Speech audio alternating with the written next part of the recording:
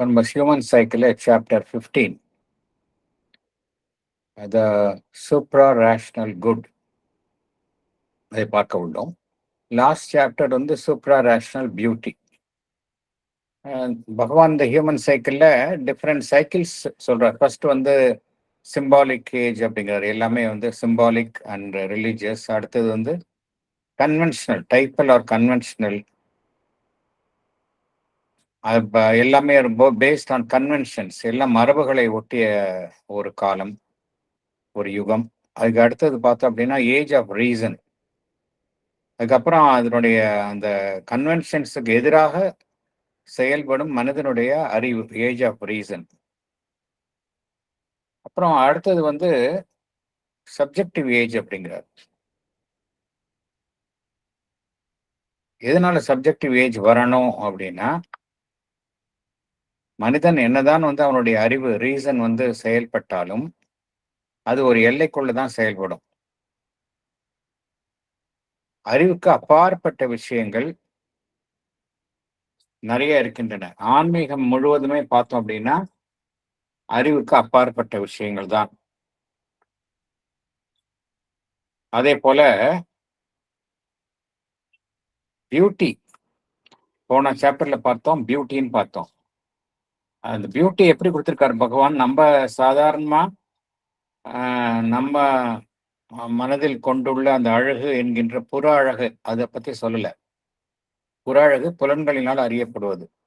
பகவான் அங்கு கூறியது சூப்ரா ரேஷனல் பியூட்டி, அறிவுக்கு அப்பாற்பட்ட இறையம்சத்தை தன்னுள் பொருந்திய அந்த பியூட்டி. அதற்குள் என்ன இருக்கின்றது? இறை ஆனந்தம், பிளிஸ் இருக்கின்றது. ஸோ நம்ம பகவான் இங்க பேசுற விஷயம் எல்லாமே இந்த சப்ஜெக்டிவ் ஏஜ் பத்தி பேசுறாரு. எல்லாமே அறிவுக்கு அப்பாற்பட்ட விஷயங்கள். அதே போல இந்த குட், நல்லது, நன்மை அப்படின்னு சொல்றோம், குட் அப்படிங்கிறோம். இந்த குட் அப்படிங்கிறது நம்ம எந்த ரீதியில ஒன்றை குட் அப்படிங்கிறோம், இன்னொன்றை பேட் அப்படிங்கிறோம், நன்மை தீமை அப்படின்னு சொல்றோம் அப்படின்னா, நம்முடைய இந்த எத்திக்கல் வேல்யூவேஷன், அதாவது தார்மீக ரீதியாக நம்ம வந்து ஒன்றை நன்மை என்றும் தீமை என்றும் நாம் கோருகின்றோம். இந்த எத்திக்கல் பேசிஸ்ல தான் நம்ம இப்படி கூறுகின்றோம். இந்த எத்திக்கல் பேசிஸ் பார்த்தோம் அப்படின்னா அது ஒவ்வொரு மனிதனை பொறுத்த ஒவ்வொரு மனிதருக்கும் இது மாறுபடுகின்றது. வெவ்வேறு இடங்களில் வெவ்வேறு விதமாக இருக்கின்றது. எது இங்கு நன்மை என்று கூறுகின்றோமோ அது வேறொரு இடத்தில் தீமையாக இருக்கின்றது. வேறொரு இடத்தில் நன்மை என்று கூறுவது இங்கு தீமையாக இருக்கின்றது. ஆகையினால இந்த குட் அண்ட் பேட் அப்படிங்கிறது ரிலேட்டிவ். அந்த சென்ஸில் தான் நம்ம வந்து இந்த குட் அண்ட் பேட், நன்மை தீமை என்கின்ற விஷயத்தை நாம் அறிகின்றோம். நாம் அறிந்து வைத்ததெல்லாம் ரிலேட்டிவ் குட் தான், அப்சல்யூட் குட் கிடையாது. ஆனால் பகவான் வந்து என்ன கோருகின்றார்? எப்படி போன சாப்டர்ல பார்த்த பியூட்டிக்கு வந்து மூலம் எது அப்படின்னா, பியூட்டி எதனுடைய வெளிப்பாடு அப்படின்னா அந்த பிளிஸ், இறை ஆனந்தம், சச்சிதானந்தத்தினுடைய இறை ஆனந்தத்தினுடைய வெளிப்பாடு தான் பியூட்டி. அதுதான் அந்த பியூட்டி என்பதை அறிவின் துணை கொண்டு அதை நாம் அதை வந்து புரிந்து கொள்ள முடியாது. நம்முடைய அறிவுக்கு அப்பாற்பட்ட விஷயம்தான் அந்த பியூட்டி, உண்மையான பியூட்டி என்பது. அதனால்தான் பகவான் அதை சூப்ரா ரேஷனல் பியூட்டி அப்படின்னு அதை தலைப்பே விட்டு விட்டார். ஸோ எது பியூட்டி அப்படின்னா, ரியல் பியூட்டினா திட் இஸ் சூப்ரா ரேஷனல். நம்மால வந்து புலன்களின் மூலமாக ஒன்றை அழகு என்று கூறுவது கிடையாது. அதையும் தாண்டிய விஷயம்தான் அழகு என்பது. அதை வந்து ரொம்ப த்ரெட்பேரா பகவான் ரொம்ப அழகாக சித்தரித்தார் போன சாப்டர்ல. அதே போல நம்ம நிறைய விஷயத்த குட் அப்படிங்கிறோம். எதை வச்சு சொல்றோம் அப்படின்னா, நம்முடைய அந்த எத்திக்கல் பேசிஸ்ல, எத்திக்கல் வேல்யூவேஷன், இதன் அடிப்படையில் கூறுகின்றோம். ஆனால் குட் அப்படிங்கிறது அதனுடைய மூலம் எது அப்படின்னா, அது பரம்பொருளில் சார்ந்தது அப்படிங்கிறார். ரெண்டு விஷயத்த பகவான் என்ன சொல்றார்? அது வந்து அப்சல்யூட், அது வந்து இட் இஸ் நாட் ரிலேட்டிவ், எதையும் சார்ந்து இராதது அப்படின்னு ரெண்டு விஷயத்த சொல்றார். ஒன்று என்ன அப்படின்னா, ஒன்று ட்ரூத், இரண்டாவது குட். இந்த ட்ரூத் அண்ட் குட் அப்படிங்கிறது தே ஆர் அப்சல்யூட்ஸ் அப்படிங்கிறார். அது வந்து அதனுடைய அதனுடைய மூலம் எங்க இருக்கு அப்படின்னா, அந்த பரம்பொருளில தான் மூலம் இருக்கு. அதனால இந்த ட்ரூத் அண்ட் குட் அப்படிங்கிறது எதையும் சார்ந்து இராதது அப்படிங்கிறார். வேறஸ் அதற்கு எதிரான அம்சங்களான falsehood and evil. Falsehood and evil தான் வந்து எதையோ சார்ந்து இருப்பவை. எப்படி வந்து நிழல் வந்து ஒளியை சார்ந்து இருக்குமோ, ஒளி வந்து அப்சல்யூட், நிழல் தான் அதை சார்ந்து இருப்பது. அதே போலத்தான் ஃபால்ஸ்ஹுட் தீமை, பொய்மை, ஈவில் தீமை, இது ரெண்டும் ஏதோ ஒன்றை சார்ந்து இருப்பது. இங்க குட் அப்படிங்கிறது பகவான் சொல்வது அந்த அப்சல்யூட் குட்டை பத்தி சொல்றாரு. ஸோ அதை நம்ம புரிஞ்சுக்கணும். குட் அப்படிங்கிறது நம்ம யூஸ் பண்ற பதத்துல பகவான் இங்கு கையாளவில்லை. இந்த சொல்லை பகவான் அந்த பதத்தில் கையாளவில்லை. அது ரொம்ப தெளிவா புரிஞ்சுக்கணும். அதனால்தான் பகவான் அதனுடைய தலைப்பை எப்படி சொல்லியிருக்காரு அப்படின்னா, சூப்ரா ரேஷனல் குட். எது சூப்ரா ரேஷனல் குட் அப்படின்னா, எது வந்து எல்லாத்தையும் கடந்து இருக்கின்றதோ, அனைத்தையும் கடந்த ஒரு உன்னதமான அம்சமாக இருக்கின்றதோ, எது பரம்பொருளினுடைய அம்சமாக இருக்கின்றதோ அதுதான் குட். அதைத்தான் அது அது என்ன அப்படிங்கிறதைத்தான் பகவான் இங்கு விளக்குகின்றார். அதனால இந்த சூப்ரா ரேஷனல் குட் அப்படிங்கிற என்ன புரிஞ்சுக்கணும் அப்படின்னா, நம்ம சொல்ற குட் கிடையாது. இது வந்து உயர் தளத்தை சார்ந்தது, பரம்பொருள் இருக்கக்கூடிய தளத்தை சார்ந்தது, அறிவுக்கு அப்பாற்பட்ட விஷயம். சோ எப்படி அழகு என்பதை பகவான் சொல்றது அறிவுக்கு அப்பாற்பட்ட விஷயமா இருக்கின்றதோ, குட் அப்படிங்கிறதும் அறிவுக்கு அப்பாற்பட்ட விஷயம். ஸோ இந்த பின்னணியில தான் நம்ம இந்த சாப்டர் நம்ம பார்க்க போறோம். Chapter 15, The Suprarational Good, paragraph 1. We begin to see through the principle and law of our religious being, through the principle and law of our aesthetic being, the universality of a principle and law which is that of all being, and which we must therefore hold steadily in view in regard to all human activities. It rests on a truth on which the sages have always agreed, though by the intellectual thinker it may be constantly disputed. It is the truth that all active being is a seeking for God, a seeking for some highest self and deepest reality secret within, behind and above ourselves and things, a seeking for the hidden divinity. The truth which we glimpse through religion lies concealed behind all life. It is the great secret of life, that which it is in labor to discover and to make real to its self-knowledge. Thank you. Salient points. We must hold steadily in view the universality of a principle and law of all being in regard to all human activities. This we begin to see through the principle and law of our religious being and that of our aesthetic being. It rests on a truth on which the sages have always agreed, though not agreed by the intellectual thinker. It is the truth that all active being is a seeking for God, a seeking for some higher self and deepest reality secret within, behind and above ourselves and things, a seeking for the hidden divinity. It is the truth which we glimpse through religion, lies concealed behind all life. It is the great secret of life that which it is endeavored to discover and to make real to its self-knowledge. பேசிக்கலா நாம் எந்த உண்மையின் அடிப்படையில் பகவானுடைய கருத்துக்கள், life divine எல்லாமே எந்த அடிப்படை கருத்தின் பெயரில் அமைக்கப்பட்டுள்ளன என்றால் எல்லாமே அந்த பரம்பொருளினுடைய வெளிப்பாடு. ஆல் இஸ் பிரம்மன். எல்லாமே இங்க காணப்படக்கூடிய விஷயம் எல்லாமே பிரம்மனினுடைய வெளிப்பாடுகள் தான். இந்த பிரம்மனினுடைய வெளிப்பாடு அப்படிங்கிறது தான் எங்கும் நிறைந்த பரம்பொருள் இல்லையா? எங்கும் நிறைந்த வியாபித்துள்ள பரம்பொருள். அந்த எங்கும் வியாபித்துள்ள பரம்பொருள் அப்படிங்கிறது எல்லா இடத்துலயும் ஒரே மாதிரிதான் இருக்குது. அது ஒரு தனிப்பட்ட அமைப்புகள்ல ஒவ்வொரு மாதிரியும் அப்படிங்கிற வடிவம் தான் மாறுகின்றதை ஒழிய எல்லாத்துலயும் இருக்கிறது ஒரே பரம்பொருள் தான். ஒரே பரம்பொருள் தான் ஏகமாக இருக்கக்கூடிய அந்த பரம்பொருள் தான் இந்த பிரபஞ்சத்துல பார்த்தோம் அப்படின்னா அனைத்துமாகிய பரம்பொருளாக வெளிப்படுகின்றது. இந்த அனைத்துமாகிய பரம்பொருளைத்தான் பகவான் என்ன கூறுகின்றார்? ஆல் பீயிங் அப்படிங்கிறார். All being. ஆல் பீயிங்னா அது உள்ள எல்லாமே அடங்கி இருக்கின்றது. இந்த பிரபஞ்சத்துல எது இருக்கு அப்படின்னா இந்த ஆல் பீயிங், எல்லாமே அனைத்துமாக இருக்கக்கூடிய பரம்பொருள் தான் இருக்கின்றது.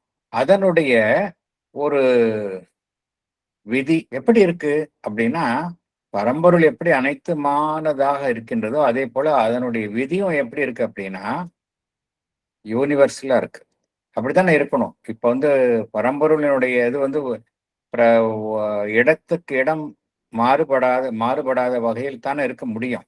ஏன்னா அதுவே அனைத்துமாக இருப்பதனால அதனுடைய விதியும் பார்த்தோம் அப்படின்னா அனைத்துமானதாகத்தான் இருக்கின்றது. Universality of a principle and law அப்படிங்கிற which is that of all being. இதை நம்ம எப்படி புரிஞ்சுக்கிறோம்? இந்த பரம்பொருளினுடைய அந்த எங்கும் வியாபித்துள்ள அந்த விதியை நாம் எவ்வாறு கண்டுகொள்கின்றோம், அறிந்து கொள்கின்றோம் என்றால் நமக்குள்ள இருக்கக்கூடிய அந்த ஆன்மனினுடைய நமக்குள்ள இருக்கக்கூடிய அந்த ஆன்மன், அதை சார்ந்து செயல்படும் நம்முடைய ஜீவன், through the principle and the law of our religious being அப்படிங்கிறார். நம்மகிட்டயே அந்த உயர்வான அம்சம் இருக்கு. அதன் மூலமாகத்தான் அந்த பரம்பொருளினுடைய அந்த விதியை நாம் புரிந்து கொள்ள முடியும். அதே போல through the principle and law of our aesthetic being, நமக்குள்ளேயே உயர்வான விஷயங்களை நாம் அறிந்து கொள்ளக்கூடிய அந்த ஜீவனும் நமக்குள்ளேயே இருக்கின்றது. இவைகள் மூலமாகத்தான் இந்த பிரபஞ்ச ரீதியில் செயல்படும் அந்த பரம்பொருளினுடைய விதியை நம்மால் அறிந்து கொள்ள முடியும். Through the principle and law of our aesthetic being. The universality of a principle and law which is that of all being. இதுதான் நம்ம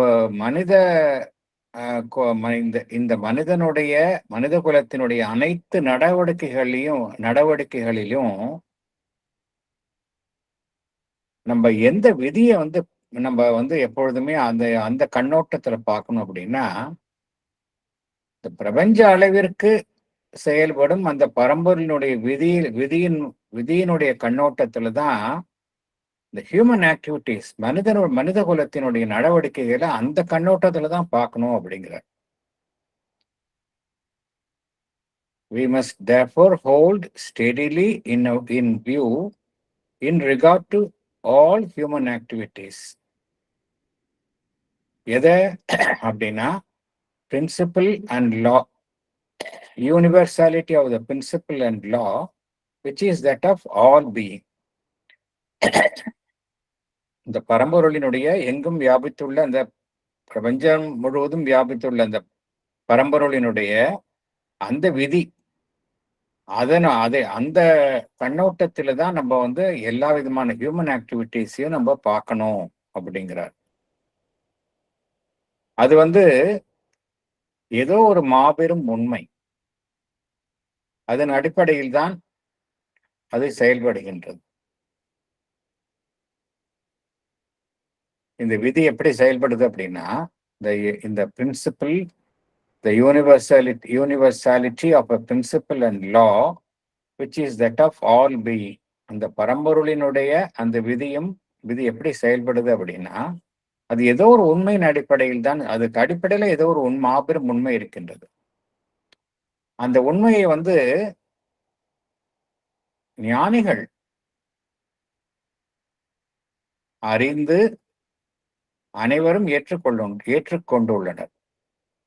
அனைவருமே ஒரு மனதாக இந்த உண்மையை அறிந்து ஏற்றுக்கொண்டுள்ளனர். ஆனால் ஒரு சிந்திக்கும் மனிதன், அவனுக்கு வந்து இந்த விஷயம் புரியாது. அதனால்தான் அந்த விதியை வந்து சிந்திக்கும் மனிதன் வந்து அதை வந்து ஏற்க மறுக்கின்றான். இந்த உலகத்தில் நடக்கக்கூடிய விஷயங்கள், மனித சமுதாயத்தில் நடக்கக்கூடிய விஷயங்களுக்கு பின்னால வந்து ஒரு பிரபஞ்ச ரீதியாக செயல்படும் universal principle and law of all being, பரம்பொருளினுடைய ஒரு விதியும் ஒரு ஒரு ஒரு சட்டமும் தான் செயல்படுகின்றது என்பதை அறிவை கொண்டு சிந்திக்கும் மனிதன் ஏற்க மறுக்கின்றான். ஏன்னா அவனுக்கு புரிய மாட்டேங்குது. ஏன் அப்படின்னா, அவனுக்கு அறிவுக்கு அப்பாற்பட்ட விஷயமாக இருக்கின்றது.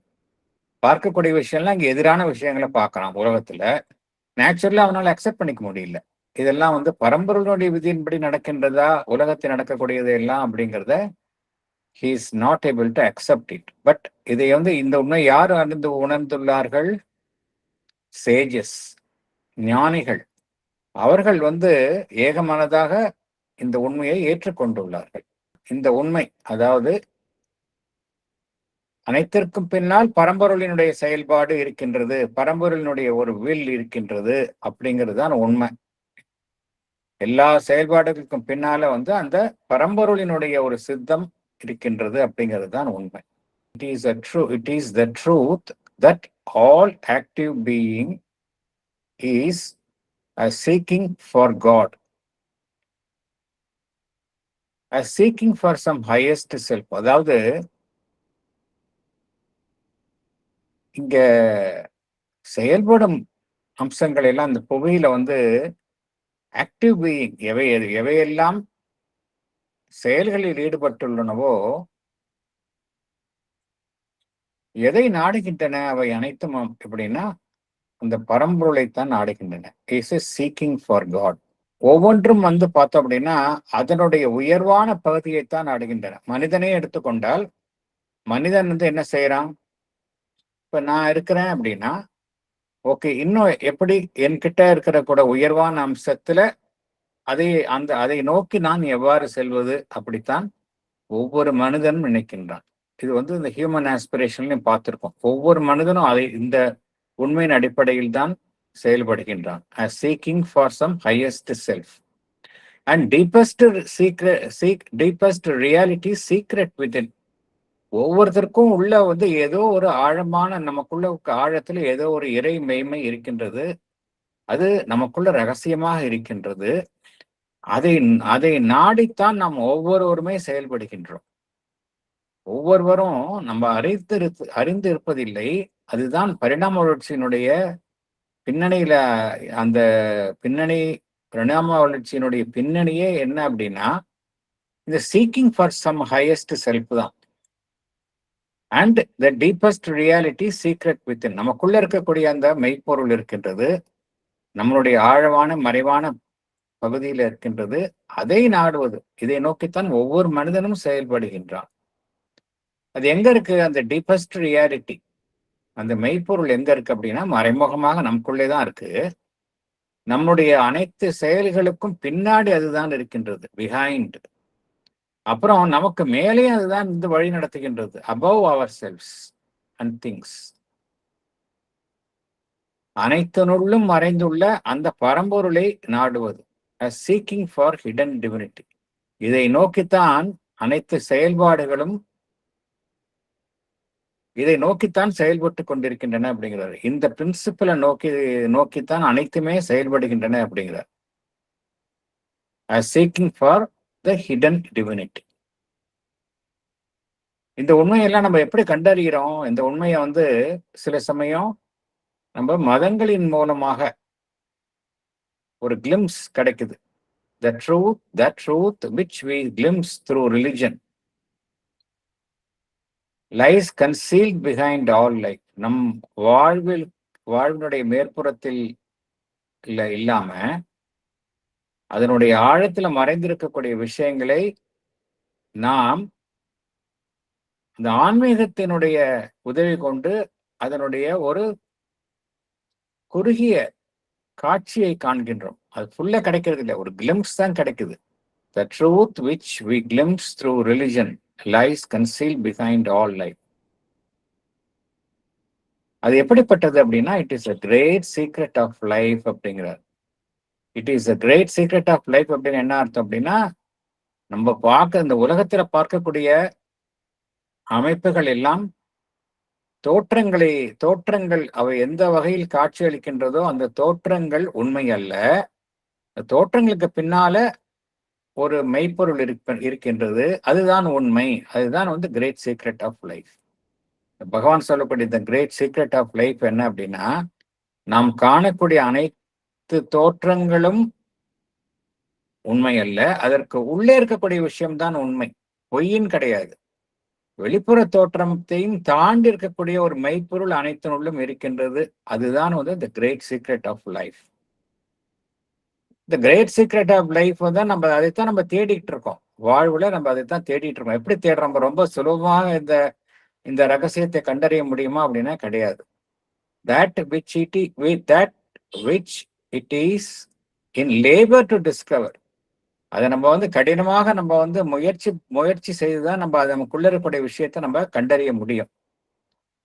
அது மாத்திரம் இல்ல, and to make real to it self knowledge. அது நம்முடைய ஒரு சுய ஞானமாக அதை நாம் உணர வேண்டும். அது வெறும் மென்டல் நாலேஜா இருந்தா பத்தாது. மென்டல் நாலேஜ் இன்டெலெக்சுவல் நாலேஜ், அது மாத்திரம் பத்தாது. நமக்குள்ள இருக்கிற இந்த பரம்பொருளை இருக்கின்றது என்பது குறித்த அறிவு வெறும் இன்டெலெக்சுவலா இருந்தா பத்தாது, அது எதுக்கும் உதவாது. அதை நம்ம கண்டறியணும். மிகவும் பிரயத்தனப்பட்டுதான் நம்ம கண்டறிகின்றோம். தட் விச் இட் இஸ், விச்னா என்ன? Life. It is a great secret of life. வாழ்வு எதை நோக்கி பயணிக்கின்றது என்றால் அதற்குள் மறைந்துள்ள அந்த உண்மையை கண்டறியும் விதத்தில் தான் அது மிகவும் பிரயத்தனப்பட்டு கண்டறிகின்றது. That which it is in labor to discover. அதே போல அது கண்டறியறது மாத்திரம் இல்ல, அதை to make it real, to make real to its self knowledge அப்படிங்கிறார். to make real to its self knowledge. அதை அந்த தன்னுடைய புரிதலுக்கு அந்த ஒரு மெய்யான விஷயமாக அது அடைய விரும்புகின்றது. வெறும் மென்டல் நாலேஜோட இல்ல, இந்த மெய்யான விஷயமாக கண்டறிய விரும்புகின்றது. சோ எல்லாமே பார்த்தோம் அப்படின்னா இங்க பகவான் இங்க கூறுவது என்ன அப்படின்னா, அனைத்திற்கும் பின்னால் உள்ள அந்த மறைந்துள்ள அந்த பரம்பொருளுடைய உண்மையை கண்டறிவதில் தான் அனைத்துமே ஈடுபட்டு கொண்டிருக்கின்றன அப்படின்னு பகவான் இங்க விளக்குகின்றார். Paragraph 2. The seeking for God is also subjectively the seeking for our highest, truest, fullest, largest self. It is the seeking for a reality which the appearances of life conceal, because they only partially express it, or because they express it from behind veils and figures, by oppositions and contraries, often by what seem to be perversions and opposites of the real. It is the seeking for something whose completeness comes only by a concrete and all-occupying sense of the infinite and absolute. It can be established in its integrality only by finding a value of the infinite in all finite things, and by the attempt, necessary, inevitable, however impossible or paradoxical it may seem to the normal reason, to raise all relativities to their absolutes and to reconcile their differences, oppositions, and contraries by elevation and sublimation to some highest term in which some perfect highest term there is by which all our imperfect lower terms can be justified and their discards harmonized if once we can induce them to be its conscious expressions, to exist not for themselves but for that as contributory values of that highest truth, fractional measures of that highest and largest common measure. Salient point. The seeking for God is also subjectively the seeking for our highest, truest, fullest, largest self. It is the seeking for a reality. The appearances of life conceal it because they only partially express it, or because they express it from behind veils and figures by oppositions and contraries. It is the seeking for something whose completeness comes only by a concrete and all-occupying sense of the infinite and absolute. It can be established in its integrality only by finding the value of the infinite in all finite things, by the attempt to raise all relativities to their absolutes, by the attempt to reconcile their differences, oppositions, and contraries, by elevation and sublimation to some highest term in which all these are unified. There is some perfect highest term by which all our imperfect lower terms can be justified and their discords harmonized. This is possible if we can induce our lower terms to be the conscious expressions of the highest term.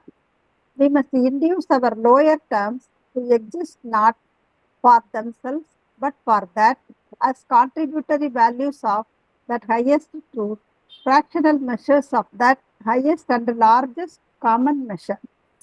நம்ம பார்த்தோம் எல்லாமே இந்த உலகத்தில் எல்லாமே ஏதோ ஒரு உயர்வான விஷயத்தை தான் நாடுகின்றன.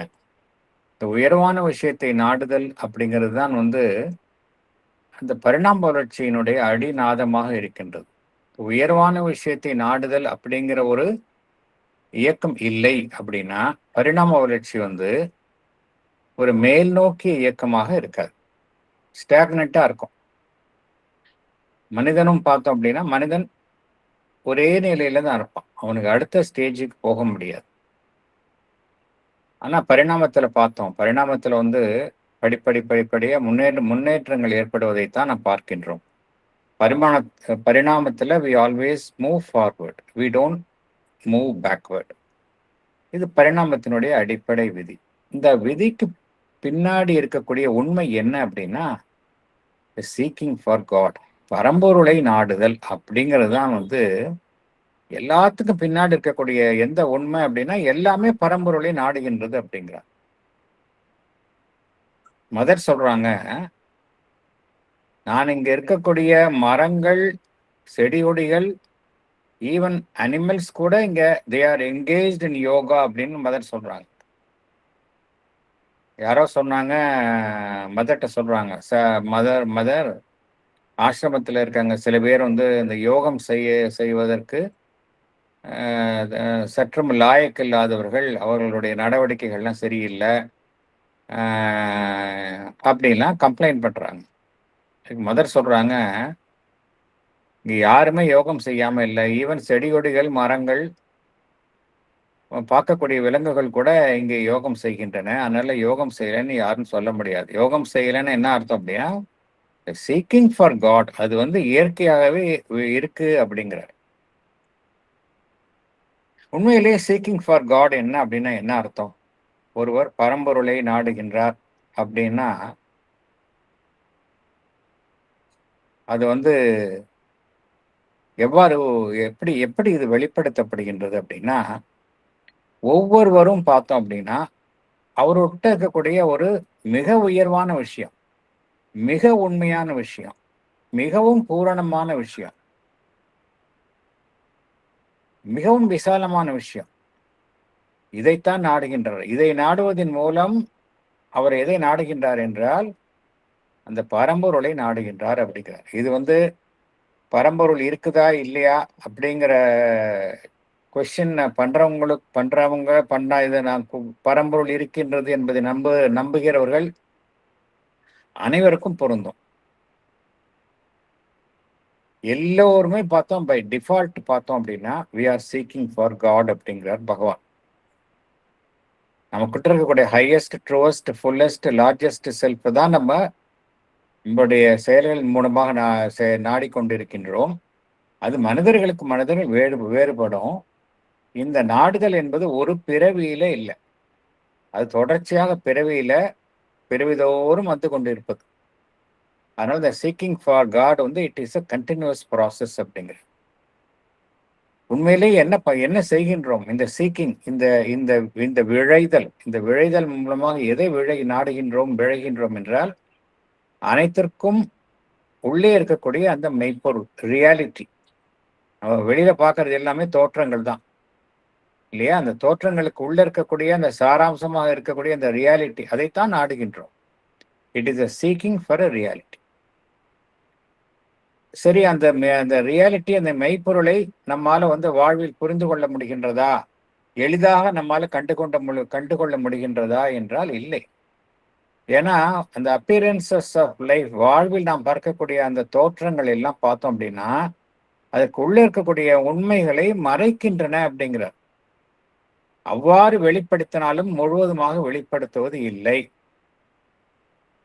அல்லது ஒரு மறைந்த நிலையில் வெளிப்படுத்துகின்றன, திரைக்கு பின்னால் மறைந்த நிலையில் வெளிப்படுத்துகின்றன. அல்லது அதை விட மோசமா பார்த்தோம் அப்படின்னா எவையெல்லாம் அந்த மெய்மைக்கு எதிரான விஷயங்களாக இருக்கின்றதோ, முரண்பட்ட விஷயங்களாக இருக்கின்றதோ அதன் மூலம் வெளிப்படுத்துகின்றன அப்படிங்கிறார். ஸோ இந்த ரியாலிட்டி அப்படிங்கிறது நம்மால வந்து புரிந்து கொள்ளவே முடியாது. இந்த வாழ்க்கையில பரம்பொருள் தான் எல்லா இடத்துலையும் இருக்குது அப்படின்னு நம்ம உண்மையை சொல்றோம். எல்லாத்துக்கும் பின்னாடி டிவைன் இருக்கு அப்படின்னு சொல்றோம். ஏன் நம்மால புரிஞ்சுக்க முடியல அப்படின்னா அந்த தோற்றங்களுக்கு பின்னாடி இந்த விஷயம் இருக்கு. நம்பர் 1, அப்பியரன்சஸ்க்கு பின்னாடி தான் இந்த உண்மையே இருக்கு. நம்மளால அப்பியரன்ஸ்லயே நம்ம தங்கிடுறோம், புரிஞ்சுக்க முடியல.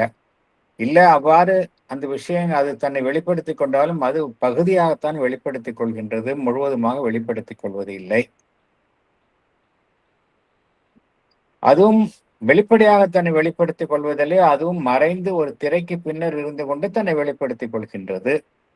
இதற்கும் மேலாக எவையெல்லாம் நம்மால் எதிரான விஷயங்களாக, பரம்பொருளுக்கு எதிராக விஷயங்களாக எண்ணப்படுகின்றனவோ, முரண்பட்ட விஷயங்களாக எண்ணப்படுகின்றனவோ அவைகளின் மூலமாகவும் அந்த ரியாலிட்டி மெய்மை வெளிப்படுத்திக் கொள்கின்றது. அதனாலதான் நம்மால வந்து புரிந்து கொள்ள முடியவில்லை அப்படிங்கிறார் பகவான். சீக்கிங் ஃபார் ரியாலிட்டி நம்ம தேடுறோம், நம்ம புரிஞ்சுக்க முடியல, ஏன்னா இதுதான் காரணம் அப்படிங்கிறார். இந்த பரம்பொருளை நாடுவது அப்படிங்கிறதுல எப்பொழுது நம்மளால வந்து ஒரு பரிபூர்ணத்தன்மையை எட்ட முடியும், ஒரு முழுமைத்தன்மையை எட்ட முடியும் அப்படின்னா ஒரு எல்லையற்ற தன்மை, ஒரு முழுமுதற் தன்மை. எல்லையற்ற தன்மை அப்படின்னா இந்த இன்ஃபினிட், ஒரு sense of the infinite, sense of the absolute. இந்த அடிப்படை குணங்களின் மூலமாகத்தான் நாம் வந்து அந்த நம்முடைய பரம்பொருளை நாடுகின்றோமே அதில் ஒரு முழுமைத்தன்மையை அடையணும். பரம்பொருளை நாடுகின்றோம், நமக்குள் இருக்கக்கூடிய இறைத்தன்மையை உணர விரும்புகின்றோம் என்றால் என்ன புரிந்து கொள்ளணும் அப்படின்னா இந்த பரம்பொருள் வந்து எல்லையற்ற தன்மையை உடையதாக இருக்கின்றது, முழுமுதற் தன்மையை உடையதாக இருக்கின்றது அப்படிங்கிற ஒரு சென்ஸ்ல தான் நம்மால இதை புரிஞ்சுக்க முடியும் அப்படிங்கிறார். அதர்வைஸ் வி cannot நம்மளுடைய சீக்கிங்ல வந்து முழுமைத்தன்மை இருக்காது அப்படிங்கிறார். நம்ம உலகத்தில் பார்க்கக்கூடிய விஷயங்கள் எல்லாம் பார்த்தோம் அப்படின்னா எல்லாமே அவையவை அவையவை அவையவைகளுக்கு உரிய ஒரு வரம்பிற்குள் காணப்படுபவை. மனிதன் என்கின்றால் உடல் என்கின்ற அமைப்புள் காணப்படுகின்றான். விலங்கு, தாவர இனங்கள், சடப்பொருள் எல்லாத்துக்கும் ஒரு ஒரு அமைப்பு இருக்கின்றது. ஒரு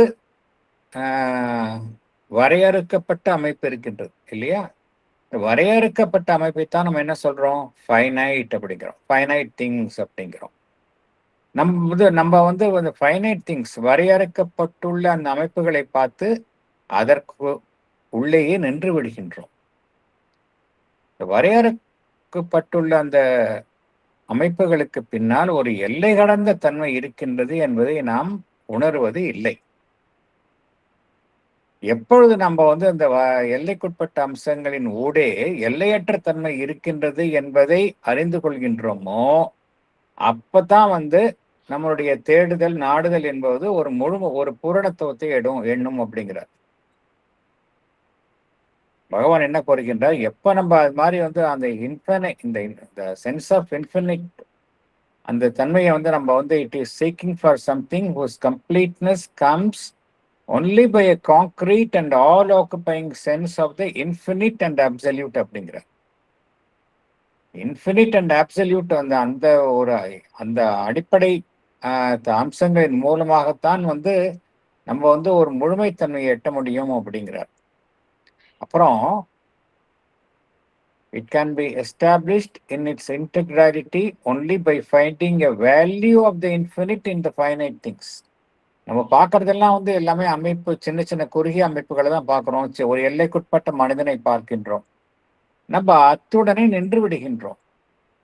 ஆனால் ஒரு மனிதனையோ ஒரு அமைப்புக்கு பின்னால் வந்து ஒரு எல்லையற்ற தன்மை இருக்கின்றது அப்படிங்கிற ஒரு பின்னணியில் நம்ம பார்த்தோம் அப்படின்னா அப்பதான் நம்மளுடைய பார்வை வந்து முழுமையாக இருக்கும் அப்படிங்கிறார். அடுத்தது பகவான் என்ன கூறுகின்றார்? நம்ம பார்க்கக்கூடிய விஷயங்கள் எல்லாமே வந்து சார்புடை தன்மையை உடையவையாகத்தான் இருக்கின்றது. எல்லாமே வந்து ஒன்றை சார்ந்து இருப்பவை. மகிழ்ச்சி என்றால் என்ன அர்த்தம்? ஏதோ ஒன்றை நம்பி நம்மளுடைய மகிழ்ச்சி அமைந்திருக்கின்றது. எல்லாமே பார்த்தோம் அப்படின்னா ஏதோ ஒன்றை நம்பி சார்ந்து இருப்பவைகளாகத்தான் இருக்கின்றன. எல்லாமே ரிலேட்டிவிட்டிஸ் நம்ம பார்க்கிறோம். ஆனால் அதனுடைய அந்த முழுமுதற் தன்மையை அடைவதன் மூலமாகத்தான் நம்ம வந்து நம்மளுடைய அந்த சீக்கிங் அது வந்து ஒரு முழுமைத்தன்மையை அடையும் அப்படிங்கிறார். எல்லாமே சார்புடைத்தன்மையாக இருப்பதை பார்க்கிறோம். குட் அண்ட் பேட் அப்படிங்கிறோம், ட்ரூத் அண்ட் ஃபால்ஸ்ஹுட் அப்படிங்கிறோம். அதனுடைய அப்சல்யூட் முழுமுதற் தன்மையை நம்ம பார்க்கணும் அப்படிங்கிறாரு.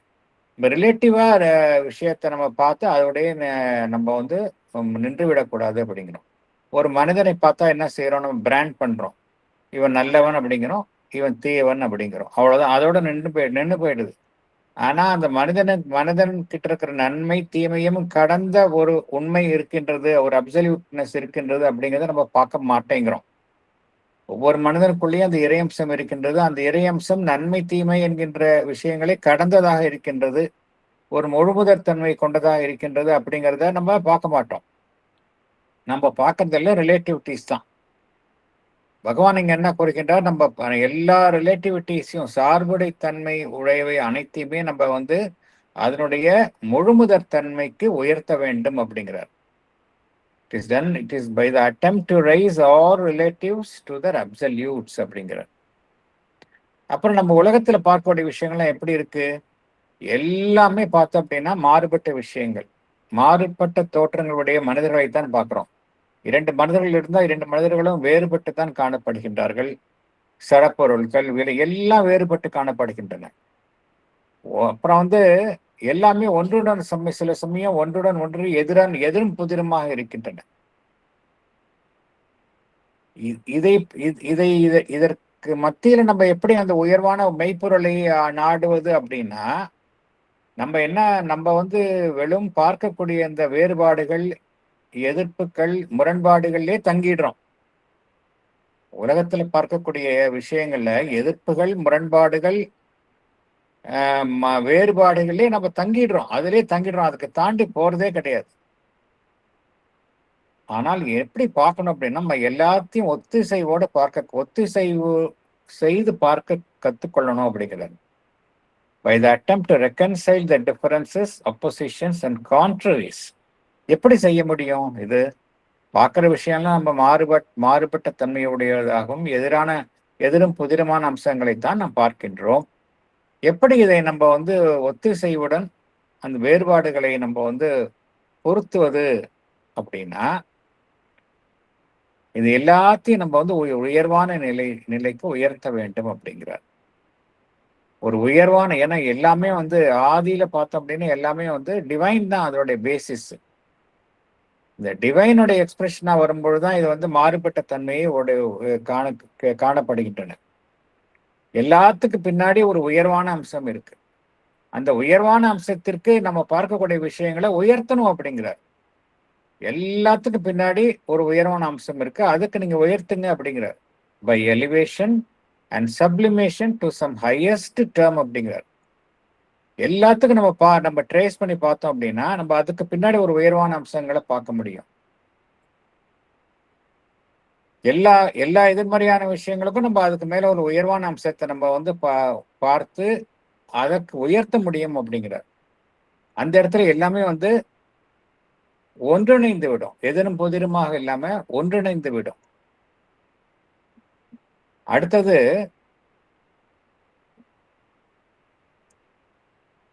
எல்லாத்துக்கும் மேலாக இந்த உயர்வான நிலை என்று ஒன்று இருக்கின்றது அப்படிங்கிறார். அனைத்திற்கும் மேலாக ஒரு உயர்வான நிலை, பெர்ஃபெக்ட் ஹையஸ்ட் டேர்ம் அப்படிங்கிறார். அந்த நிலையில பார்த்தோம் அப்படின்னா நம் நிலையில் காணக்கூடிய அந்த முழுமை இல்லாத அம்சங்கள் எல்லாமே வந்து முழுமை இல்லாத அம்சங்கள், முரண்பாடுகள் எல்லாமே அந்த உயர்வான நிலையில எல்லாமே வந்து ஒரு ஒத்திசைவுடன் பொருத்தப்படும் அப்படிங்கிறார். எல்லாத்துக்கும் மேல ஒரு ஹையஸ்ட் டேர்ம் இருக்கு. அந்த நிலை அங்க சென்றால் அதை எட்டும் பொழுது நம்ம கீழுள்ள நிலையில இருக்கக்கூடிய அனைத்து முரண்பாடுகளும் அங்க ஒத்திசைவுடன் பொருத்தப்படும் அப்படிங்கிறார். இது எப்படி சாத்தியம் அப்படின்னா, நம்முடைய வழக்கமான உணர்வு நிலையில் இருக்கிற வரைக்கும் இது சாத்தியம் இல்லை. நம்மளுடைய கான்சியஸ்னஸ் வந்து நம்ம உயர்த்த என்ன ஆகும் நடைபெறும் அப்படின்னா, நம்ம அந்த மைண்ட் அப்படிங்கிற கான்சியஸ்னஸ்ல இருந்து ஹையர் லெவல் ஆஃப் கான்சியஸ்னஸ்க்கு போகும். இந்த கான்சியஸ்னஸ் வந்து உயர என்ன ஆகும் அப்படின்னா, நம்ம கீழ்நிலையில எவையெல்லாம் முரண்பாடுகளாக நமக்கு தெரிகின்றதோ அதெல்லாம் அந்த இடத்துல வந்து ஹார்மனைஸா வந்து ஃபிட் ஆயிடும் அப்படிங்கிறாரு. ஸோ த சொல்யூஷன் எங்க இருக்கு அப்படின்னா, by raising the level of our consciousness. இதைத்தான் பகவான் இங்க கூறுகின்றார். அதுக்கு என்ன சொல்றாரு அப்படின்னா, if we can induce our lower terms to be the conscious expression of the higher term. இப்ப எப்படி நம்ம செயல்படுறோம்? நம்முடைய மனம் அறியாமையில் செயல்படுகின்றது. பிராணமயம் ஆசைக்குட்பட்டு உணர்ச்சிகளுக்கு உட்பட்டு செயல்படுகின்றது. உடல் அதனுடைய நோக்கத்திற்கு ஏற்ப செயல்படுகின்றது. ஸோ உடல் ஆன்மன், உடல் பிராணமயம், மனோமயம் இதெல்லாம் பார்த்தோம் அப்படின்னா அவைகளுடைய விருப்பத்திற்கு ஏற்ப செயல்படுகின்றன. பகவான் என்ன கூறுகின்றார்? அவ்வாறு இல்லாமல் நமக்குள்ளே இருக்கக்கூடிய ஒரு உயர்வான அம்சம் எது, ஹையஸ்ட் டேர்ம் எது அப்படின்னா நம்மளுடைய அந்த ஆன்மன், சைத்திய புருஷன். அதனுடைய வெளிப்பாடுகளாகத்தான் நம்முடைய மனம், உடல், வாழ்வு செயல்படணும் அப்படிங்கிறார். If we can induce our lower terms to be conscious expression of the highest term. நம்முடைய சைத்திய புருஷனினுடைய ஒரு உணர்வுள்ள வெளிப்பாடாக நம்முடைய கீழ்நிலையில் செயல்படக்கூடிய உடல், மனம், வாழ்வு இவை மூன்றையும் நம்ம வந்து மாற்றி அமைத்தோம் என்றால் எல்லாமே வந்து அந்த இடத்துல ஒரு ஒத்திசைவுடன் செயல்படும் அப்படிங்கிறார். இந்த முரண்பாடுகள் எல்லாம் அந்த இடத்துல இருக்காது அப்படிங்கிறார். அப்புறம் நம்முடைய உடல் லோவர் டேர்ம்ஸ் லோவர் டேர்ம்ஸ்னா நம்மளுடைய மேலான சர்ஃபேஸ் பீயிங், மேற்புறத்தில் செயல்படக்கூடிய அம்சங்கள், மேற்புறத்தில் செயல்படக்கூடிய மனம் சார்ந்த இயக்கங்கள், உடல் சார்ந்த இயக்கங்கள், வைட்டல் பிராணமயம் சார்ந்த இயக்கங்கள் எல்லாமே லோவர் டேர்ம்ஸ். நம்ம என்ன நினைச்சிட்டு இருக்கிறோம்? நம்ம எதுக்காக இந்த நம்மளுடைய வாழ்வு இந்த உலகத்தில் இருக்கின்றது? நம்மளுடைய உடலினுடைய தேவைகளை பூர்த்தி செய்து கொள்ளணும், உடலினுடைய கம்ஃபர்ட்ஸு, அப்புறம் மனம் அதனுடைய சிந்தனைகள் அதை திருப்தி செய்தல், நம்முடைய பிராணமயம் விருப்பு வெறுப்புகள் உணர்ச்சிகள் அதை திருப்தி செய்தல், இதுக்கு தான் நம்ம இருக்கிறோம் அப்படின்னு ஒவ்வொரு மனிதனும் நினைத்து கொண்டிருக்கின்றான். ஆனால் பகவான் எங்க என்ன கூறுகின்றார்? அவ்வாறு இவைகள் எல்லாம் அவைகளுக்காகத்தான் இந்த வாழ்வில் இருக்கின்றன என்பது உண்மை இல்லை அப்படிங்கிறார். எதற்காக இருக்கின்றன என்றால், ஒவ்வொரு மனிதருக்கும் இருக்கக்கூடிய ஆன்மன், இந்த ஹையஸ்ட் ட்ரூத், அதற்கு துணை சேர்க்கும் வலு சேர்க்கும் அமைப்புகளாகத்தான் இவை அனைத்தும் இருக்கின்றனவே ஒழிய இவைகளெல்லாம் தனக்காகவே இருப்பதில்லை அப்படிங்கிறார். We must induce our lower terms to exist not for themselves but for that. Thatனா என்ன அர்த்தம்? ஒவ்வொருத்தர்கிட்டையும் உள்ள இருக்கக்கூடிய அந்த ரியல் டிவைன், அதுக்குத்தான் நம்மளுடைய உடல் இருக்கு, மனம் இருக்கு, வாழ்வு இருக்குங்கிறத உணரணும். மனம் என்னுடைய சிந்தனைகளில் லயிப்பதற்கோ, பிராணமயம் என்னுடைய ஆசைகளில் லயித்து இருப்பதற்கோ, உடல் அதனுடைய தேவைகளை பூர்த்தி செய்து கொண்டு சுகமாக வாழ்வதற்கோ இல்லை அப்படிங்கிறார். நமக்குள்ள நமக்கும் மேல இருக்கக்கூடிய, நமக்கு உள்ள இருக்கக்கூடிய, நமக்கு பின்னால் இருக்கக்கூடிய அந்த உண்மை, அதற்காகத்தான் நாம் இருக்கின்றோம் என்பதை நம்முடைய நம்மளுடைய கீழ்நிலையிலிருந்து செயல்படும் அனைத்து அமைப்புகளும் உணர வேண்டும் அப்படிங்கிறார். We must induce our lower terms to exist not for themselves but for that. எதுக்கு அப்படின்னா, as contributory values of their highest truth.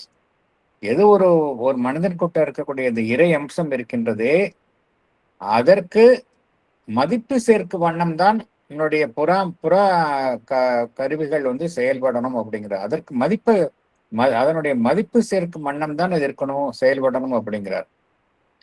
Fractional measures of that highest. பரம்பொருள் இருக்கின்றது, பரம்பொருள் முழுமையானது. அதற்கு முழுமையாக இருக்கக்கூடிய ஒரு பாகம்தான் இந்த நம்ம முழுமையாக இருக்கக்கூடிய அந்த பரம்பொருளினுடைய ஒரு இன்றியமையாத அந்த அமைப்புகள் தான் நம்ம கீழ் நிலையில் செயல்படக்கூடிய அமைப்புகள் என்பதை உணர வேண்டும் அப்படிங்கிறார். Fractional measures of that highest and largest common measure அப்படிங்கிறார். ஹையஸ்ட் அண்ட் லார்ஜஸ்ட் காமன் மெஷர்ங்கிறது என்ன அப்படின்னா, ஒவ்வொருத்தருக்கிட்ட இருக்கக்கூடிய இந்த டிவைன் நேச்சர், அதனுடைய ஒரு ஃபிராக்ஷன் தான் நம்ம கிட்ட இருக்கக்கூடிய எல்லா அமைப்புகளும் அப்படிங்கிறது உணரணும் அப்படிங்கிறார். There is in which all the entangled discords of this multiplicity of separated, conflicting, intertwining, colliding ideas, forces, tendencies, instincts, impulses, aspects, appearances, which we call life, can find the unity of their diversity, the harmony of their divergences, the justification of their claims, the correction of their perversions and aberrations, the solution of their problems and disputes. Knowledge seeks for that in order that life may know its own true meaning and transform itself into the highest and most harmonious possible expression of a divine reality.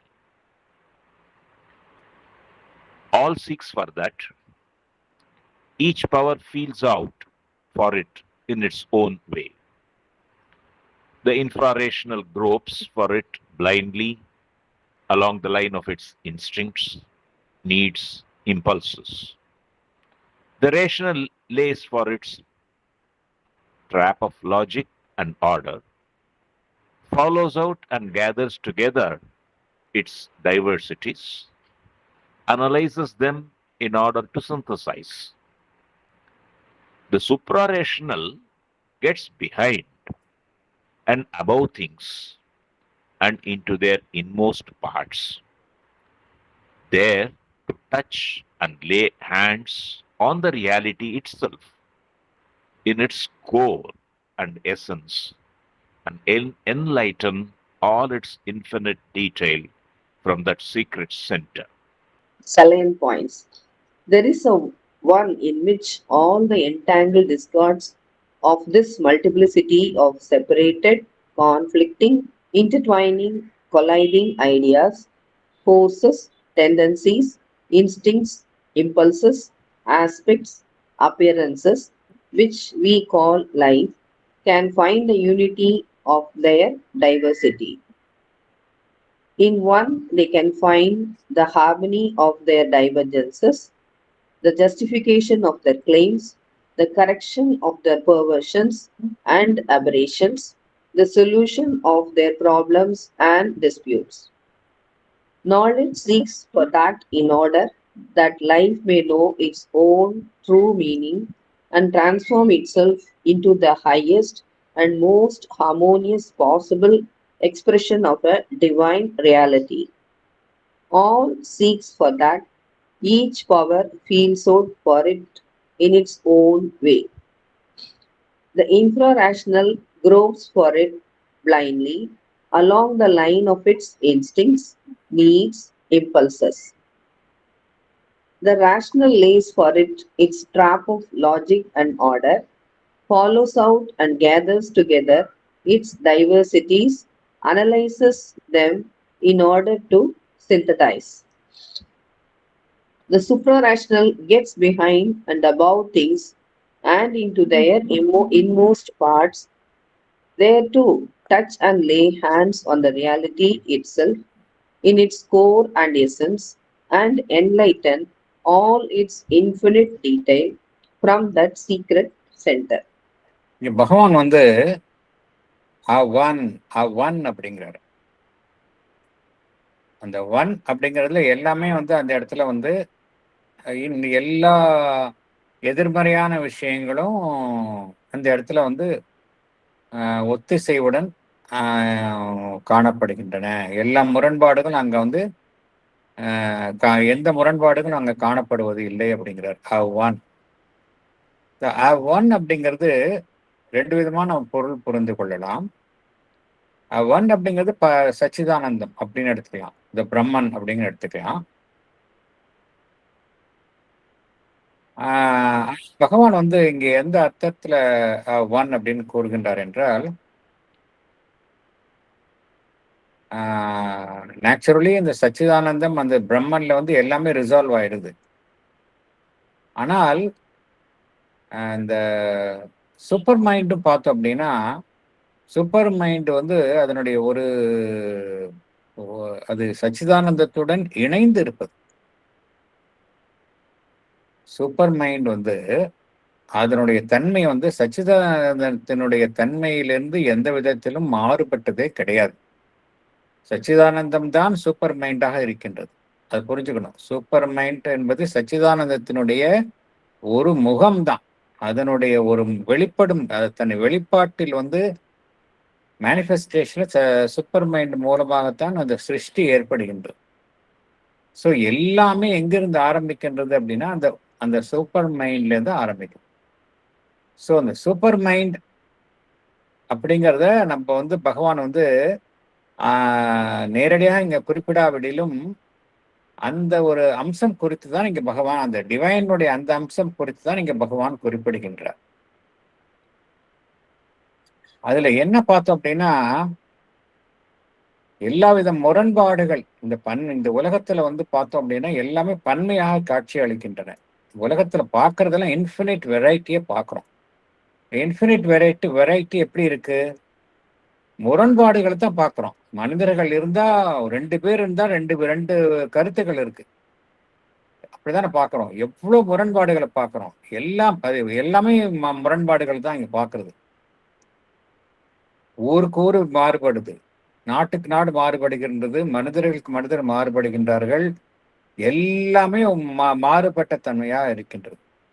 இதைத்தான் பகவான் எப்படி குறிப்பிடுகின்றார்? Entangled Discords அப்படிங்கிறார். Entangle Discords என்ன அர்த்தம்? ஒரு சிக்கல் முடிச்சு விழுந்த மாதிரி இருக்கு. அப்படிதான் உலகம் இருக்கு. எல்லாமே இங்க உலகத்துல நம்ம பன்மைத்தன்மையை பார்க்கிறோம், தனித்தனியான விஷயங்களை பார்க்கிறோம். இது எல்லாத்துல எதை பார்க்கிறோம்? டிஸ்கார்டு தான் பார்க்கிறோம். நம்ம எல்லாமே தனித்தனியாக இருக்கின்றது, ஒன்றுடன் ஒன்று முரண்பட்டு இருக்கின்றது, கான்ஃபிளிக்டிங், இன்டர்ட்வைனிங், பின்னி பிணைந்து இருக்கின்றது, ஒன்னுடன் ஒன்று பிணைந்து இருக்கின்றது, இன்டர்ட்வைனிங், கொலைடிங் ஐடியாஸ் அப்படிங்கிறார். ஒரு எண்ணம் இருக்குன்னா இன்னொரு எண்ணத்தை வச்சிருக்கிறாங்க. ஸோ என்னுடைய எண்ணம் இன்னொரு எண்ணம் மற்றவருடைய எண்ணமும் முட்டி மோதுகின்றது. Colliding ideas, colliding forces, tendencies, instincts, impulses எப்படிதானே இருக்குது. எல்லாமே ஒன்றுடன் ஒன்று முட்டி மோதுகின்றன. சக்திகள், டெண்டன்சிஸ், உள்ளுணர்வுகள், இம்பல்சஸ், ஆஸ்பெக்ட்ஸ், தோற்றங்கள் எல்லாம் அத்தகையத்தாகத்தான் நம்மளுடைய வாழ்வு காட்சி அளிக்கின்றது. which we call life. நம்ம வாழ்வு என்று சொல்கின்றோமே, இதுதான் வாழ்க்கை. வாழ்க்கையில முரண்பாடுகளை பார்க்கிறோம், முரண்பட்ட சக்திகளினுடைய மோதல்களை பார்க்கின்றோம், முரண்பட்ட உந்துதல்களை பார்க்கின்றோம், தோற்றங்களை பார்க்கின்றோம். இதுதான் வாழ்க்கை. அப்படின்னா இதெல்லாம் இப்படிதான் இருக்குமா? ஒரு ஒத்திசைவை எங்கேயாவது நம்மளால இவைகளுக்குள்ளே நம்ம கொண்டு வர முடியுமா அப்படின்னா கொண்டு வர முடியும். எங்க அப்படின்னா ஒன், அங்கதான் அந்த ஏகமாக இருக்கக்கூடிய அந்த பரம்பொருள், அங்கதான் நம்ம ஒத்திசைவை பார்க்க முடியும். which we call life can find the unity of the diversity. அந்த இடத்துல எல்லாமே ஒருமைத்தன்மை எட்டுகின்றது. இந்த டைவர்சிட்டி அந்த இடத்துல ஒருமைத்தன்மை எட்டுகின்றது. எல்லாமே மாறுபட்ட விஷயங்கள், டைவர்ஜென்சஸ். அங்க harmony, the harmony of the divergences. பல்வேறு தரப்பட்ட கோரிக்கைகள்லாம் அந்த கோரிக்கைகள்லாம் அந்த இடத்துல அவைகளினுடைய நியாயத்தை காண்கின்றன, the justification of the claims. அதே போல நம்ம இந்த மாறுபட்ட விஷயங்கள் பல்வேறு விஷயங்களில் இருக்கின்றன. அவைகளினுடைய அந்த ஒரு வக்கரித்த நிலைகள், பர்வர்ஷன்ஸ், அப்புறம் அபரேஷன்ஸ் என்ன அர்த்தம்? ஒரு விதியிலிருந்து பிறழுதல், அதுதான் அபரேஷன்ஸ். நேரா ஒரு கோர்ட்ல இருக்கு அப்படின்னா அந்த கோர்ட்ல இருந்து வழுவுதல், அதுதான் அபரேஷன். இந்த பர்வர்ஷன்ஸ் அண்ட் அபரேஷன்ஸ் இதெல்லாம் எங்க கரெக்ட் ஆகும், எங்க சரி செய்யப்படும் அப்படின்னா அங்கதான் சரி செய்யப்படும். நமக்கு மேலா இருக்கக்கூடிய அந்த ஒருமைத்தன்மையில தான் சரி செய்யப்படும். எல்லா விதமான ப்ராப்ளம்ஸ் அண்ட் டிஸ்பியூட்ஸ் எல்லாத்துக்கும் சொல்யூஷன் எங்கன்னா அந்த ஒன், அங்கதான். ஸோ இதுக்கு தான் பகவான் என்ன சொல்றாரு அப்படின்னா, மனிதன் எப்பொழுது இந்த ஒன் அப்படிங்கிற அந்த ஏகமா இருக்கக்கூடிய ஒன்றை எட்ட முடியும் என்றால், மனிதனால் எட்ட முடியுமா அப்படின்னா முடியும். மனிதனால் அவனுடைய மனம் என்கின்ற உணர்வு நிலையை கடந்து அந்த அதிமானச நிலையை எட்டும் பொழுது இந்த ஒருமைத்தன்மையை அவன் எட்டுகின்றான். ஸோ இந்த சூப்ராமெண்டல் லெவல்ல எல்லாமே ரெக்கன்சைல் ஆயிடுது. அந்த கருத்தை தான் இங்க பகவான் குறிப்பிடுகின்றார். சூப்பர் மைண்ட் லெவல்ல எல்லாமே ரெக்கன்சைல் ஆயிடுது. இந்த நம்ம உலக கீழ்நிலையில பார்க்கக்கூடிய எவ்வளவு முரண்பாடுகளும் அந்த இடத்துல ஒத்திசைவுடன் பொருத்தப்படுகின்றன. நம்முடைய அறிவு பரிணாமத்தில் ஈடுபட்டு கொண்டிருக்கின்றது அப்படிங்கிறத பார்க்கிறோம். எல்லா விஷயங்களுமே இந்த உலகத்துல பரிணாமத்தில் ஈடுபட்டு இருக்கின்றன. நம்முடைய மென்டல் நாலேஜ், மனிதனுடைய நாலேஜும் பார்த்தோம் அப்படின்னா விரிவடைந்து கொண்டே இருக்கின்றது அப்படிங்கிறத பார்க்கிறோம். எதை நோக்கி நம்முடைய அறிவு பயணித்துக் கொண்டிருக்கின்றது என்றால் அந்த உயர்வான விஷயத்தை நோக்கித்தான் பயணித்துக் கொண்டிருக்கின்றது. எதற்காக அது பயணித்துக் கொண்டிருக்கின்றது அந்த உயர்வான விஷயத்தை நோக்கி அப்படின்னா, அதன் மூலமாகத்தான் வாழ்வு அதனுடைய உண்மையான அர்த்தத்தை புரிந்து கொள்ள முடியும், அறிந்து கொள்ள முடியும். அந்த ஒருமைத்தன்மையை எட்டும் பொழுதுதான், ஏகமா இருக்கக்கூடிய அந்த ஒருமை நிலையை எட்டும் பொழுதுதான் வாழ்வு அதனுடைய உண்மையான அர்த்தத்தை புரிந்து கொள்ள முடியும். வாழ்வு சாதாரண வாழ்வாக இல்லாமல் ஒரு உயர்வான, ஒரு ஒத்திசைவுடன் பொருந்திய இறையம்சத்தை வெளிப்படுத்தும் வாழ்வாக தன்னை உருமாற்றம் செய்து கொள்ள முடியும். Life may know its own true meaning and transform itself into the highest and most harmonious possible expression of a divine reality அப்படிங்கிறார் பகவான். இப்போ அறியாமைக்குட்பட்ட வாழ்வாக இருப்பது, அப்ப அந்த வாழ்வு டிவைன் லைஃபா மாறிடும், லைஃப் டிவைனா மாறிடும். எப்ப அப்படின்னா, எப்ப அந்த வாழ்வு அந்த இறை மெய்மையினுடைய ஒரு வெளிப்பாட்டாக அமைகின்றதோ, அப்ப வாழ்வு ஒரு டிவைன் லைஃபா மாறிடும். எக்ஸ்பிரஷன் ஆஃப் டிவைன் ரியாலிட்டி அப்படிங்கிறார். இதைத்தான் அனைத்தும் நாடுகின்றன அப்படிங்கிறார். ஆல் சீக்ஸ் ஃபார் தட் அப்படிங்கிறார். இதுதான் பரிணாமத்தினுடைய அடிநாதமே, இதுதான். All seeks for that. இங்க உலகத்தில் காணக்கூடிய ஒவ்வொரு சக்தியும் இதைத்தான் நாடுகின்றன, அவைகளுக்கு உரிய வழியில் இதை நாடுகின்றன அப்படிங்கிறார். All seeks for that, each power feels out for it in its own way அப்படிங்கிறார். இப்போ மனிதன் இருக்கிற நம்ம 3 விதமான நிலைகளை பற்றி இங்க பகவான் குறிப்பிடுகின்றார். மனிதர்கள் இருக்கின்றார்கள். மனிதர்களுக்கு கீழ் உள்ள நிலையில அறிவுக்கு கீழ் உள்ள அமைப்புகள். மனிதன் தான் சிந்திக்கக்கூடிய அம்சம். மனிதனுக்கு கீழ் உள்ள அம்சங்கள் எல்லாம் அப்படி அறிவு என்கின்ற நிலைக்கு கீழ் நிலையில் இருப்பவை விலங்குகள். விலங்குகளுக்கு கீழ் உள்ள அமைப்புகள், தாவர இனங்கள், இதெல்லாம். அப்புறம் ஜடப்பொருள், இதெல்லாம் மனிதனுடைய அறிவு என்கின்ற நிலைக்கு கீழ் இருப்பவை. இதை பகவான் இன்ஃப்ரா ரேஷனல் அப்படிங்கிறார்.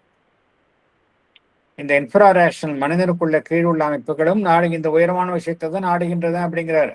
நம்ம ஏற்கனவே சொன்னோம் இல்லையா, மதர் சொன்னோம் இல்லையா, அதைத்தான் குறிப்பிடுகின்றார் இங்க பகவான். இன்ஃப்ரா ரேஷனலும் அந்த உயர்வான விஷயத்தை தான் நாடுகின்றதா அப்படிங்கிறார். அது எப்படி நாடுகின்றது? gropes for it blindly. தட்டுத்தட மாதிரி அது தொழாவுது. gropes for it blindly along the line of its instincts. அதுக்குள்ள இருக்கக்கூடிய ஒரு விலங்கு அப்படின்னா அது இன்ஸ்டிங்க்ட் தான் இருக்கும். அந்த இன்ஸ்டிங்க்ட் மூலமா அது உயர்வான விஷயத்தை தான் நாடுது அப்படிங்கிறாரு. விலங்குகள் கீழ் உள்ள அமைப்புகள் எப்படி செயல்படுது? இன்ஸ்டிங்க்ட்ஸ், நீட்ஸ், இம்பல்சஸ். இதன் மூலமாக அந்த உயர்வான விஷயத்தை நாடுது. அதுக்கு அடுத்த நிலையில் இருக்கக்கூடிய அந்த அறிவு சார்ந்த பிரஜை, அதுதான் மனிதன். எப்படி பண்றான்? த rational lays for it its trap of logic and order. மனிதனுக்கு இருக்கக்கூடிய அந்த அறிவு சார்ந்த தர்க்கம், ஒரு ஒழுங்குமுறை, இதன் மூலமாக அவன் இந்த உயர்வான விஷயத்தை நாடுகின்றான். The rational lays for it its trap of logic and order. அப்புறம் என்ன செய்கின்றான்? Follows out and gathers together its diversities. நம்ம பார்க்கக்கூடிய மாறுபட்ட விஷயங்களை நம்ம ஒன்று சேர்க்கின்றோம். Follows out and gathers together its diversities. அப்புறம் எல்லாத்தையும் நம்ம பகுத்து ஆராய்கின்றோம். Analyzes them in order to synthesize. ஒவ்வொன்றையும் ஆராய்ந்து அவை அனைத்தையும் நாம் ஒருங்கிணைக்கின்றோம். ஸோ இதெல்லாம் அறிவு சார்ந்த பிரஜை செய்கின்றார். அப்புறம் அறிவுக்கு அப்பாற்பட்ட நிலையில் உள்ள அந்த நிலையில் உள்ள அம்சங்கள் எல்லாம் என்ன செய்கின்றன? சூப்ரா ரேஷனல். சூப்ரா ரேஷனல் மனிதன் அறிவை தாண்டி அறிவு என்கின்ற தளத்தை தாண்டி செயல்படக்கூடிய நிலையில சூப்ரா rational ஆகிவிடுகின்றான். Suprarational gets behind and above things and to their inmost spots.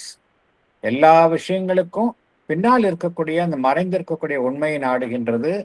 அனைத்திற்கும் மேலா இருக்கக்கூடிய விஷயங்கள், அனைத்திற்கும் உள்ளே இருக்கக்கூடிய ஆழமான விஷயங்கள், இதைத்தான் மனிதனுடைய அறிவுக்கு அப்பாற்பட்ட விஷயங்கள்லாம் வெறும் appearances, தோற்றங்களுடன் நின்று விடுவது இல்லை.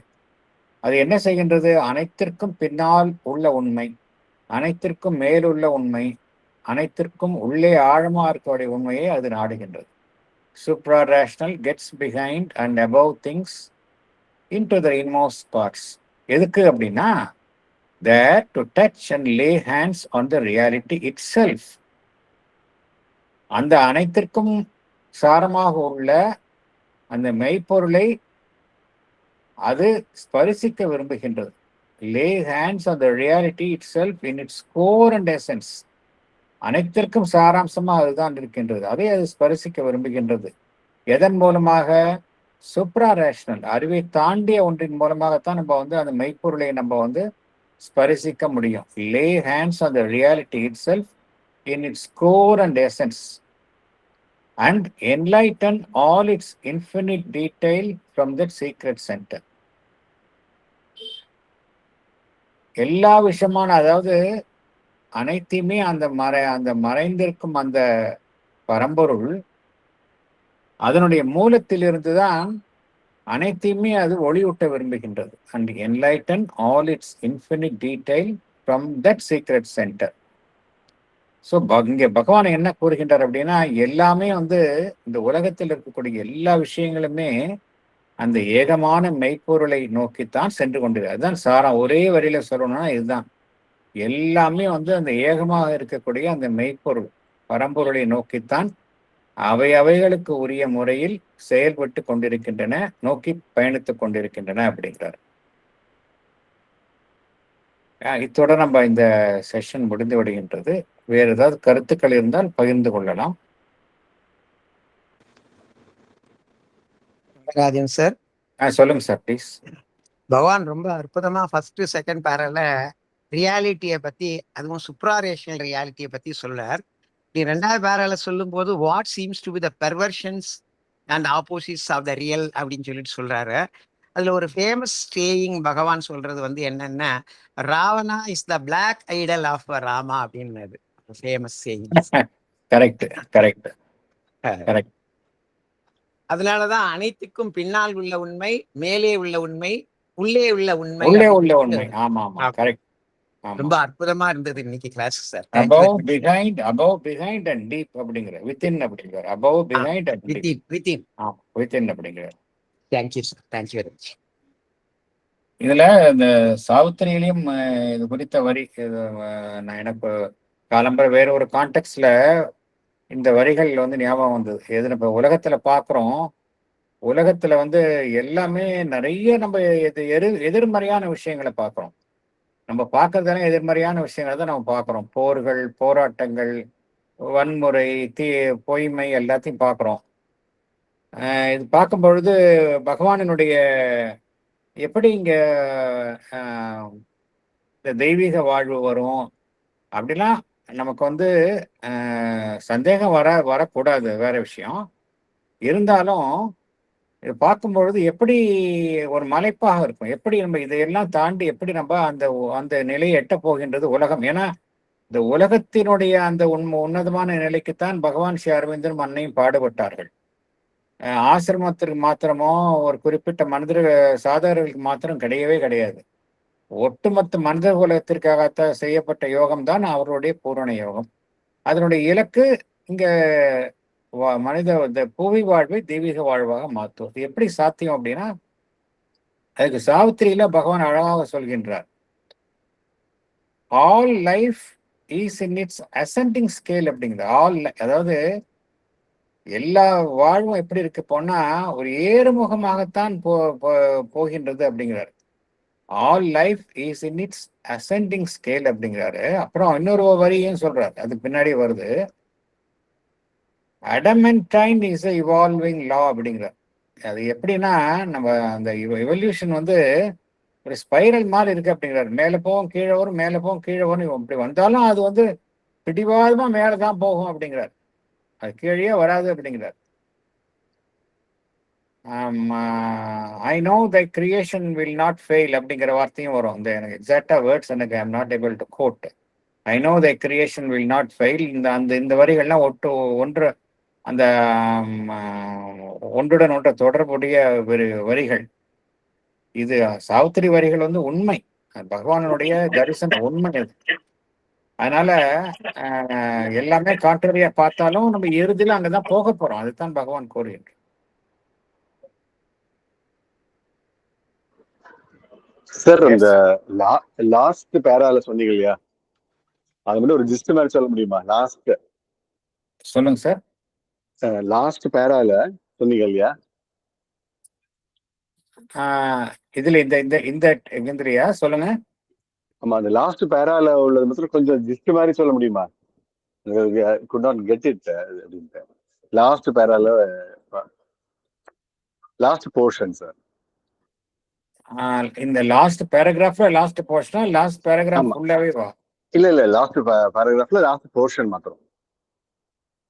அதான் நீங்க என்ன கேட்க விரும்புங்க எனக்கு புரியுது. எனக்கு அந்த புரியுது என்ன நீங்க என்ன கேக்குறீங்கன்னு புரியுது. அதாவது 3 நிலைகளாக பிரிக்கின்றார். இந்த ஒட்டுமொத்த பிரபஞ்சத்தையே 3 நிலைகளாக பிரிக்கின்றார். இப்ப நம்ம எப்பொழுதுமே நம்ம வந்து எப்படி பார்க்கணும், நம்ம இருக்கிற நிலையில தான் பார்க்கணும். மனிதன் வந்து நம்மள வச்சுதானே பார்க்கறோம் எல்லாத்தையும். சோ நம்ம அறிவு சார்ந்த பிரஜைகள், நம்ம எல்லாமே ரேஷனல், நம்ம எல்லாம் ரேஷனல் பீயிங்ஸ். நம்மள வந்து ரெஃபரன்ஸ் பாயிண்டா வச்சுக்கோங்க நீங்க. நம்மள ரெஃபரன்ஸ் பாயிண்டா வச்சுக்கிட்டீங்கன்னா நம்ம எல்லாம் வந்து ரேஷனல் பீயிங்ஸ். நமக்கு கீழ் உள்ள அம்சம் எப்படி இருக்கு, எல்லாமே வந்து அறிவு என்கின்ற நிலைக்கு கீழான நிலையில் இருப்பவை. அதைத்தான் பகவான் இன்ஃப்ரா ரேஷனல் அப்படிங்கிறார். கீழ் உள்ள விலங்குகள், பறவைகள், பூச்சி இனங்கள், தாவர இனங்கள், சடப்பொருட்கள் எல்லாம் இன்ஃப்ரா ரேஷனல். சரி, மனிதன் தான் வந்து இறைவனை நாடுகின்றான் என்றால் மனிதனுக்கு கீழ் உள்ள அம்சங்களும் அதே இறைவனை பரம்பொருளை தான் நாடுகின்றன அப்படிங்கிறார். ஆனா நான் அது வந்து எப்படி நாடுகின்றது, இருட்டுல தோழாவது போல தோழாவது அப்படிங்கிறார். எப்படின்னா, the infrarational gropes for it blindly along the line of its instincts. ஏன்னா அதுக்கு சிந்திக்க தெரியாது, உள்ளுணர்வு மூலமாகத்தான் அது செயல்படும். நீட்ஸ், இம்பல்சஸ், இது மூலமா அதுவும் பரம்பொருளைத்தான் நாடுகின்றது அப்படிங்கிறார். அப்புறம் அதுக்கு அடுத்த நிலையில இருக்கக்கூடிய மனிதன் ரேஷனல். அவன் என்ன செய்யறான், மனிதன் வந்து அவனுடைய அறிவு அங்க செயல்பட ஆரம்பிச்சது. அவனுடைய லாஜிக் அதுல வந்து ஒரு விதியை அமைக்கின்றான். அந்த விதிக்குள்ள அவன் என்ன செய்யறான் வந்து, நான் காணக்கூடிய பல்முக தன்மைகளை வந்து அதுக்குள்ள ட்ராப் பண்றான், உள்ள இழுத்து அதை வந்து ஒரு ரொம்ப கூர்மையாக ஆராய்கின்றான், அனலைஸ் பண்றான். எதுக்காக அனலைஸ் பண்றான் அப்படின்னா, நம்ம பல்வேறு விஷயங்களை அவனால வந்து ஒருங்கிணைக்க முடியுமா, சிந்தடைஸ் பண்ண முடியுமா அப்படிங்கறதுக்காக மனிதன் அறிவை கொண்டு அதை அணுகுகின்றான். மனிதனுக்கு மேலுள்ள விஷயம் எது அப்படின்னா, கீழுள்ள விஷயம் சூப்ரா இன்ஃப்ரா ரேஷனல், மனிதன் ரேஷனல். மனிதனுக்கு மேல் உள்ள விஷயங்கள் எல்லாம் சூப்ரா ரேஷனல். சூப்ரா ரேஷனல் என்ன அர்த்தம் அப்படின்னா, அங்க அறிவு கிடையாது. அங்க எது செயல்படும், மனிதனுடைய அறிவுக்கு மேலுள்ள நிலைகள், இன்ட்யூஷன், விஷன்ஸ், ரெவலேஷன்ஸ், ரியலைசேஷன்ஸ், ஆன்மீக சக்திகள், இதெல்லாம் வந்து சூப்ரா ரேஷனல். இங்க அறிவே செயல்படாது, அறிவுக்கு மேலுள்ள தளங்கள் எல்லாம் செயல்படும். இந்த அறிவுக்கு மேலுள்ள தளங்கள் தான் வந்து ஒரு சுப்பீரியர். இப்ப 3 எது சுப்பீரியர் அப்படின்னா, அறிவுக்கு மேலுள்ள இந்த சூப்ரா ரேஷனல் தான் வந்து சுப்பீரியர். ஏன் சுப்பீரியர் அப்படின்னா, அது என்ன செய்யுது, எந்த விஷயத்தையும் மேலோட்டமா அது பாக்குறது கிடையாது. எல்லா விஷயத்துக்கு பின்னாடி போய் பாக்குது. It gets behind everything. நம்ம அதோட நின்றுடுறோம், அதற்கு பின்னால் உள்ள இந்த சூப்ரா ரேஷனல் பாக்குது. அப்புறம் எல்லாத்துக்கும் மேல என்ன இருக்கு அப்படிங்கறத பாக்குது. அப்புறம் எல்லாத்துக்கும் உள்ள ஆழமா என்ன இருக்கு அப்படிங்கறத பாக்குது. அப்படின்னு என்ன அர்த்தம், நம்ம பார்க்காத விஷயங்களை அந்த சூப்ரா ரேஷனல் பாக்குது. அறிவை கொண்டு நம்ம இந்த விஷயத்தை பார்க்க முடியாது, சூப்ரா ரேஷனல் பாக்குது. எதுக்காக அப்படின்னா, ஏன் பாக்குது அப்படின்னா, அது அந்த அனைத்திற்குள்ளும் உள்ள அந்த இறை மேன்மையை அது ஸ்பரிசிக்க விரும்புகின்றது அப்படிங்கிறார். எதுக்கு அப்படின்னா, to touch and lay hands on the reality itself in its core and essence. And எதுக்காக அப்படின்னா, and enlighten all its infinite detail from that secret centre. எல்லாத்தையும் வந்து அந்த அந்த இறை ஒளியின் மூலம் அது ஒளியூட்ட விரும்புகின்றது அப்படிங்கிறார். ஸோ 3 ம். விதமா இந்த பிரபஞ்சத்துல எல்லாமே செயல்படுகின்றது பண்ணுகின்றன அப்படிங்கிறார். ஓகே எல்லாமே okay infrarational, rational, suprarational எல்லாம் ஒரே ஆப்ஜெக்டிவோட தான் செயல்படுது அப்படிங்கிறார். ஓகே. நம்ம அது we have to try to connect to that suprarational level. நம்ம நேச்சுரலி நம்ம அந்த அடுத்த லெவலுக்கு போனாதான் நம்ம இந்த இதை எட்ட முடியும். ஈவன் தோ நம்மளும் அந்த நோக்கி போயிட்டு இருந்தாலும் நம்ம இந்த லெவல்ல இருக்கிற வரைக்கும் நம்மளால அந்த பகவான் சொல்லக்கூடிய அந்த ரியல் டிவினிட்டி நம்மளால டச் பண்ண முடியாது. எப்ப ரியலைஸ் பண்ண முடியும் அப்படின்னா நம்ம வந்து இந்த சூப்பரா ரேஷனல் ஸ்டேஜுக்கு போன அப்புறம் தான் ரியலைஸ் பண்ண முடியும். Thank you sir, thank you sir. இப்போ கிளியர் ஆயிருக்கு sir. Thank you thank you thank you sir. செஷனை முடித்துக் கொள்ளலாம்.